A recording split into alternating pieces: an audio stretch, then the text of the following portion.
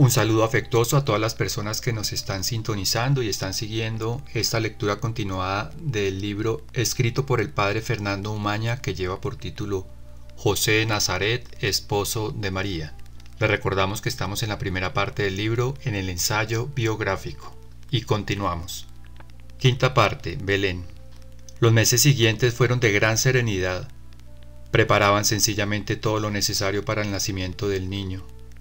Las almas de José y de María se fundían en una unidad inexpresable. Parecía que todos se lo adivinaban. Muchas veces no eran necesarias las palabras para saber lo que sucedía en el corazón del otro. Bastaba una mirada, una actitud, un detalle. A veces, a una distancia, parecía que sentían y sabían lo que había en el otro. Crecían en la más honda comprensión e intimidad de espíritu, de mente, de corazón. Eran realmente una sola cosa en el Espíritu de Dios. La vida se llevaba en la sencillez del trabajo, la oración personal y familiar, y los sábados se asistía siempre a la sinagoga para escuchar las lecturas de la Escritura y las explicaciones de los doctores y de los escribas. Allí no todo era fácil. ¿Cuántas veces estaban ellos totalmente en desacuerdo con muchas explicaciones de los rabinos que hablaban del Mesías como un hombre potente, defensor de los intereses políticos y económicos de Israel, dedicado a buscar el predominio humano de la nación sobre los demás pueblos? ¿No era esa la luz que José y María recibían de Dios sobre el Mesías, que había sido concebido en la humildad, la pobreza, la sencillez, en lo oculto? Se sentían tan mal al escuchar esas exposiciones que muchas veces hubieran querido intervenir para desautorizar a los maestros. Algunas veces lo hicieron con sencillez, delicadeza y firmeza, pero no sentían que su vocación fuera ya entrar en esas dolorosas discusiones. El edicto del César los obligó a cambiar de planes. Debían dejar Nazaret para dirigirse a Belén, pero ¿acaso no estaba escrito en el profeta Miqueas que el Salvador nacería en Belén? José y María comprendieron todo y vieron una vez más la acción discreta de la providencia en cada uno de los pasos de su vida. Se alistaron entonces para recorrer de nuevo el camino ya trajinado entre Nazaret y Jerusalén, camino obligado para llegar a Belén, la ciudad de David. La ciudad santa los vio pasar sin detenerse, pues querían llegar pronto y encontrar descanso para María, dado su estado. Recorrieron los últimos 8 kilómetros que separaban Jerusalén de la ciudad de David con presteza y alegría. José estaba entusiasmado por regresar a su tierra y a su casa, pero de nuevo los planes de Dios eran sorpresivos. Ni en su casa, ni entre los suyos, ni en la hospedería del pueblo encontraron lugar para alojarse. José sufría intensamente al ver que una tras otra las puertas y las esperanzas se cerraban. La paz de María, su serenidad, su sonrisa, a pesar de todo, lo mantenía sereno. Ella le comunicaba toda la fuerza espiritual que necesitaba. Con ella a su lado todo era tan distinto. Finalmente la gruta, en las afueras de Belén, los acogió. Era una cueva de animales, en la máxima humildad y en la más absoluta pobreza. José cubrió la entrada de la cueva lo mejor que pudo, para abrigarse del frío del invierno, y organizó el interior de la gruta en tal forma que María estuviera lo menos incómoda posible. Allí le llegó la hora de dar a luz. José acompañó a María y fue el primero que tomó en sus manos al Salvador del mundo, con María. Lo envolvieron en pañales y lo acostaron en la pequeña canoa que servía para dar de comer a los animales. Todo sucedió en la más infinita sencillez, en la pobreza y humildad. En lo más alto de los cielos los coros angélicos cantaban el gloria a Dios en las alturas y en hombres de buena voluntad. Pero esto no aparecía a los ojos de José y de María. Para ellos todo era simplicidad, oscuridad luminosa de la fe.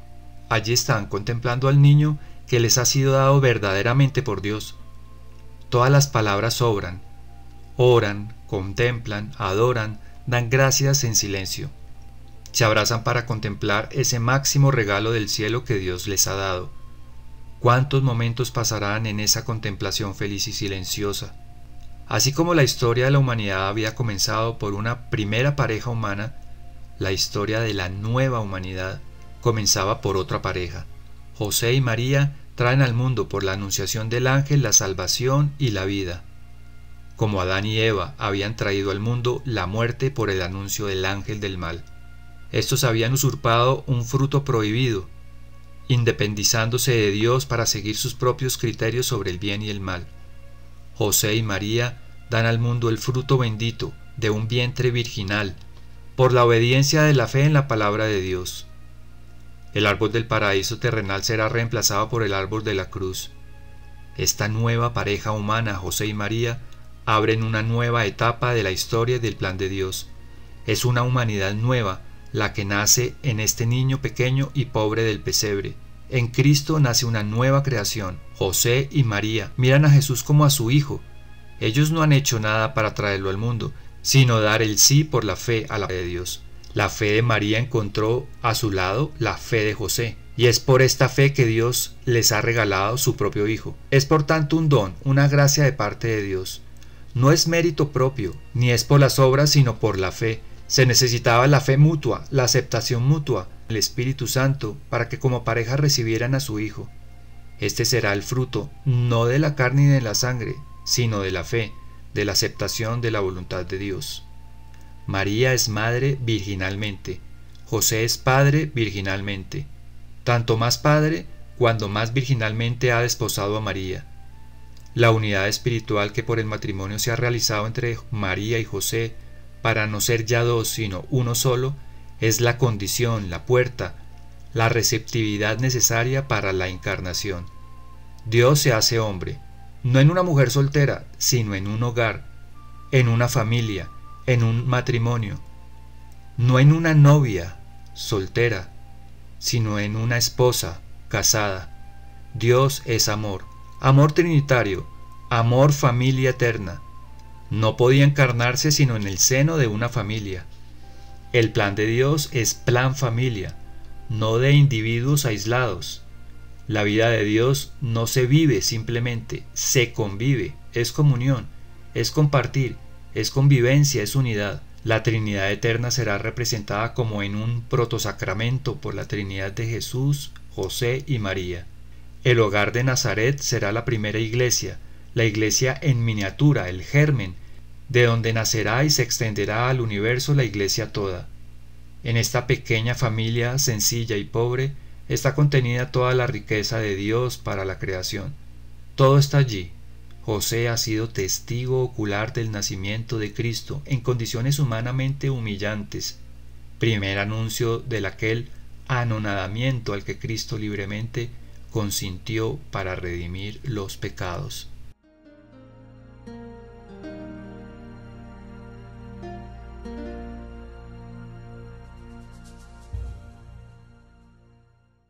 Sexta parte. Gloria de Dios en las alturas. José y María están tan sorprendidos. Un grupo no pequeño de pastores de todas las edades ha llegado a la gruta buscando al recién nacido. ¿Quién les ha podido comunicar la noticia? ¿Cómo lo han sabido? Gentes sencillas acostumbradas a las vigilias de la noche, rostros sonrientes y amables, miradas inquietantes y ardientes. Legiones de ángeles se les han manifestado y les han comunicado. Temáis, os anunciamos la buena noticia, una gran alegría que lo será para todo el pueblo. Os ha nacido en la ciudad de David un Salvador, que es el Cristo y Señor. Y esto os servirá de señal: encontraréis al niño envuelto en pañales y acostado en el pesebre. Alababan y glorificaban a Dios con todo su corazón. Encontraron al niño con José y María. La presencia de la familia los llenó de gozo. Salieron transformados de aquella gruta. Todos los que lo oyeron se maravillaban de lo que los pastores decían. San Lucas 2, 18, 20. La noticia se regó rápidamente por toda la región. Muchas gentes que escucharon a los pastores o que oyeron los comentarios vinieron al pesebre. De nuevo José y María veían revelarse los pensamientos de los corazones. Unos llegaban emocionados, conmovidos y salían transformados. Otros llegaban solo por curiosidad, miraban todo y salían sin entender nada, fríos y muertos en sus corazones. Todo esto hacía sufrir a María y José. Ellos guardaban todo en su corazón. Comprendían que no necesitaban manifestar al mundo los secretos de Dios. Él mismo se encargaba de revelarlos a quienes Él quería. La revelación hecha a María y a José había sido luego comunicada a Isabel y a Zacarías, ahora a los pastores, mañana a muchos otros más. Durante bastantes días José y María estuvieron recibiendo gentes de todas las condiciones, clases, orígenes. Tuvieron mucho que sufrir, pero también no pocas veces fueron consolados cuando las personas sencillas de corazón recto recibían gracias de transformación espiritual muy grande con el solo hecho de venir a la gruta y encontrarse con ellos. Lo más doloroso era cuando personas llegaban con actitud de desprecio y superioridad, y sin entender nada salían diciendo y criticando: ¿no era más que esto? ¿Un par de esposos pobres? Creíamos que íbamos a encontrar algo diferente, un niño como todos. Los pastores y muchas personas generosas acudieron en ayuda de José y de María para que no les faltara nada de lo necesario para el niño y para ellos. El primer deber del padre era llevar al niño para la circuncisión. San Lucas 2:21. Allí José haría lo que el ángel le había manifestado. Tú le pondrás por nombre Jesús. San Mateo 1:21. Porque él salvará al pueblo de sus pecados. Imponer el nombre era derecho privado de los padres. José comienza a ejercer su paternidad. Él y María comienzan a penetrar el sentido inmenso de este nombre: Jesús, Salvador.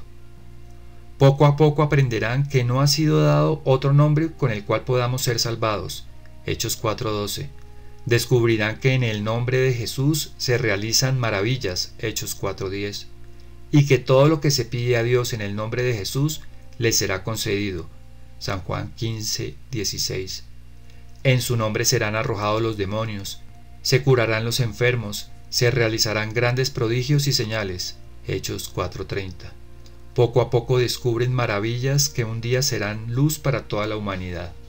2 pequeñas palomas para rescatar al recién nacido, según la ley. Todo hubiera pasado de forma inadvertida, pero de nuevo acontecimientos sorpresivos vinieron a realizarse. En el mismo momento en que entraban en el templo para cumplir lo mandado por la ley, se presentó un anciano, hombre justo y religioso, lleno del Espíritu Santo, quien había recibido la revelación de que no moriría sin ver el enviado de Dios. Una luz y una fuerza interiores movieron a este hombre, Simeón, a dirigirse al templo en ese mismo instante. Esa misma luz le hizo comprender que este niño humilde y sencillo, el cual era introducido en ese instante en el templo, era el Mesías. Con inmensa veneración se acercó a María y a José, y con su permiso tomó al niño entre sus brazos. Conmovido dijo delante de todos: Ahora, Señor, puedes, según tu palabra, dejar que tu siervo se vaya en paz, porque han visto mis ojos tu salvación, la que has preparado a la vista de todos los pueblos, luz para iluminar a las naciones y gloria de tu pueblo Israel. Su padre y su madre estaban admirados de lo que se decía de él. San Lucas 2:33. Entonces Simeón continuó dirigiéndose a María y a José: Este está puesto para caída y elevación de muchos en Israel y para ser signo de contradicción, a fin de que queden al descubierto los pensamientos de muchos corazones. Ellos ya lo habían visto. Su sola presencia era signo de contradicción. Muchos recibían la gracia de su presencia, otros no entendían nada. Ahora, con Jesús, esto se acentuaría mucho más. Ante ellos, las gentes se dividían y salían a la luz lo que había en cada corazón. El que no está conmigo está contra mí, lo sentían ya en su vida cada día. Simeón terminó mirando a José y a María sobre todo. A ti una espada de dolor te atravesará el alma. San Lucas 2:35. José sintió en ese momento que era a él a quien primero atravesaría el alma esa espada. No podía soportar que María fuera a sufrir sin sufrir él primero todo lo que fuera necesario. A partir de ese día, esas palabras de Simeón los acompañarían siempre. Eran el anuncio de toda una vida marcada por el sufrimiento, la incomprensión, hasta la persecución y la muerte. José y María guardarían todo esto en su corazón, meditándolo día y noche. No salían de su asombro cuando se acercó Ana, hija de Fanuel, quien desde su juventud había quedado viuda y se había consagrado a Dios en el servicio del templo. Conocía bien a María por haberse ella educado allí, Sabía de su santidad y de su inocencia, de su deseo de servir a Dios virginalmente en el templo, y de cómo había aceptado el matrimonio por decisión de los sumos sacerdotes. Cuando vio a María y a José, corrió también a su encuentro y escuchó a Simeón. También ella comenzó a hablar del niño a todos los que se acercaron. San Lucas 2:36. José y María estaban cada vez más admirados. Dios revelaba sus secretos a los humildes y sencillos.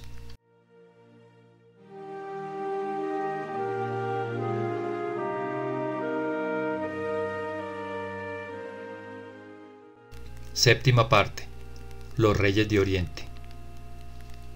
Las sorpresas continuaban. José y María regresaron a Belén.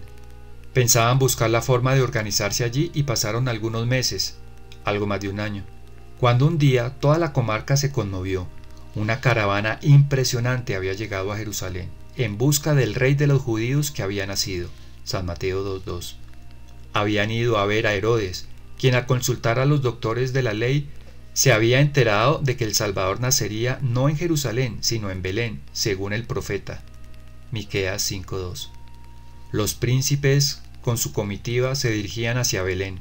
Venían de Oriente, habían atravesado el desierto y después de varias semanas de camino llegaban a la gruta. La comitiva había traído comida para el camino, armas para defenderse de los asaltantes comunes en la región y además carpas y mantas para pasar las noches en el desierto. Era una comitiva numerosa. Personajes de tanta altura no hubieran podido atravesar el desierto sin un grupo de acompañantes suficiente. Cuando la caravana entró a Belén, toda la pequeña población se estremeció. Todos conocían ya a José y a María, y habían visto al niño. Allí llegaron los príncipes reales y encontraron a Jesús con María y José. Traían regalos de inmenso valor: abundantes monedas de oro, incienso como reconocimiento de la dignidad del recién nacido y mirra para su sepultura. Sabían que necesitaría el dinero, pues veían su sencillez y su pobreza. Querían hacer un homenaje a su grandeza por medio del incienso. Por último, con rostro dolorido, concluyeron: si la luz del Altísimo no nos engaña, este niño sufrirá. Será prematuramente arrancado de la tierra de los vivos. Isaías 53:8. Será hombre de dolores, conocedor del sufrimiento. María y José escuchaban. Las palabras de Simeón saltaban en su corazón. Una espada de dolor les atravesaría el alma. Los príncipes ofrecieron mirra abundante a María y a José, para que cuando llegara la temprana muerte de Jesús ungieran con ella su cuerpo. Apenas nacido el niño, ya se preparaba su sepultura. Avisados los príncipes por revelación de Dios en sueños, no regresaron a donde Herodes. En la mitad de la noche, cuando todo el pueblo dormía aún, salieron hacia sus tierras por otro camino. Al amanecer no había nadie. No se supo exactamente qué rumbo tomaron. Enterado Herodes montó en cólera. Había sido burlado por los príncipes de Oriente y eso no podía quedarse así. Había que hacer algo. Ese niño no podría vivir, porque sería su rival y su enemigo. Había que quitarlo de en medio. Loco de ira, dio orden a sus súbditos: inmediatamente exterminen a todos los niños de Belén menores de 2 años. Mientras tanto, en medio de la noche, José fue avisado por Dios. Un ángel se le apareció de nuevo, como la primera vez, y le dijo: José, levántate, toma al niño y a su madre, y vete a Egipto. Quédate allí hasta que yo te avise, porque Herodes va a buscar al niño para matarlo. San Mateo 2:13. No había tiempo que perder. Inmediatamente se levantó José con María y el niño, tomaron lo más indispensable para el camino y sin avisar a nadie partieron hacia el sur, alejándose de Herodes. Ya bien entrado el día llegaron a Hebrón, en donde está la tumba de Sara, y donde Abraham había recibido la promesa de Dios de tener un hijo a pesar de su ancianidad. Atravesaron Mambré y vieron de lejos la cueva de Macpela. Apenas se detuvieron para descansar un poco. Era necesario salir del territorio de Herodes. Tomaron camino hacia el suroeste, en dirección de Gaza. Era la vía obligatoria de los transeúntes que se dirigían a Egipto. Caminaron bastantes días. Se detuvieron en Gaza, a la orilla del mar. Allí estaban ya un poco más tranquilos, pues se alejaban progresivamente de Herodes. Luego tomaron el camino que bordea el mar, paso obligado de todas las caravanas. Esto les facilitó el viaje, pues tuvieron más gentes que frecuentaban la ruta, y de ellas recibieron ayudas oportunas. Muchos se extrañaban de que una pareja de recién casados con un niño tan pequeño se dirigiera hacia tierras desconocidas por un camino peligroso por el calor sofocante de día y el intenso frío del desierto en la noche. Además, no faltaban los asaltantes.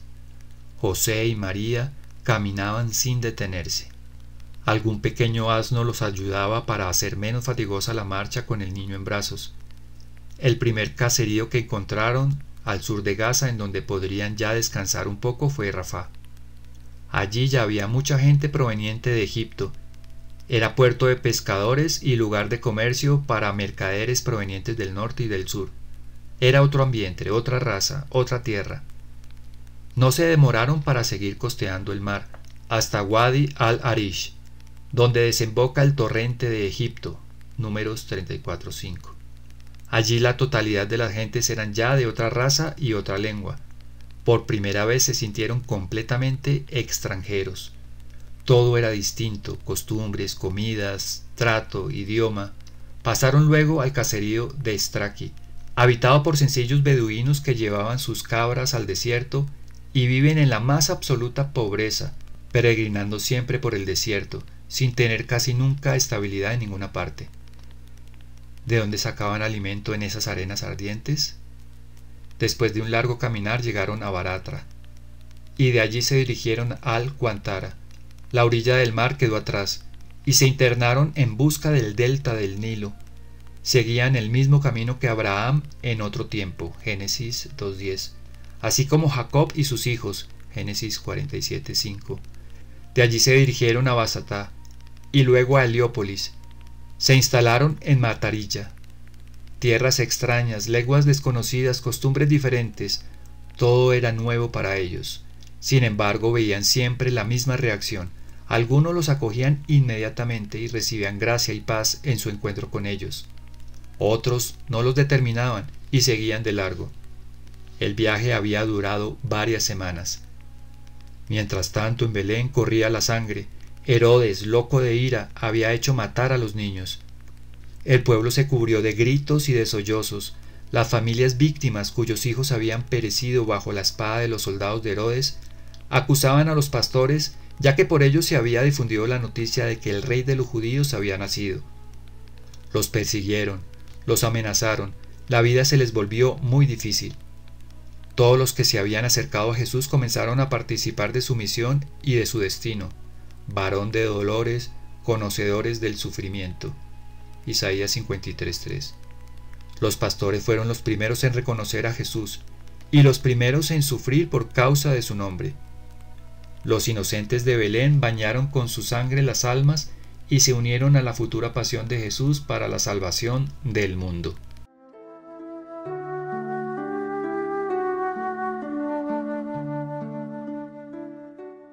Muy bien, vamos a dejar aquí nuestra lectura continuada del libro José de Nazaret, esposo de María, y nos encomendamos a la familia de Nazaret, a Jesús, José y María, para que nos acompañen en nuestra jornada. Invoquemos la presencia de la Santísima Trinidad y pidamos su bendición, pero hagámosla de manos de San José y de la Santísima Virgen María, a quienes les decimos: Dulce Madre, amado San José, no se alejen, su mirada sobre nosotros no aparten, vengan con nosotros a todas partes y solos nunca nos dejen. Y ya que nos aman tanto como verdadera Madre y Padre, hagan que nos bendigan en estos momentos el Padre, el Hijo y el Espíritu Santo. Amén. Quedamos con Jesús, José y María, la familia de Nazaret. Dios los bendiga.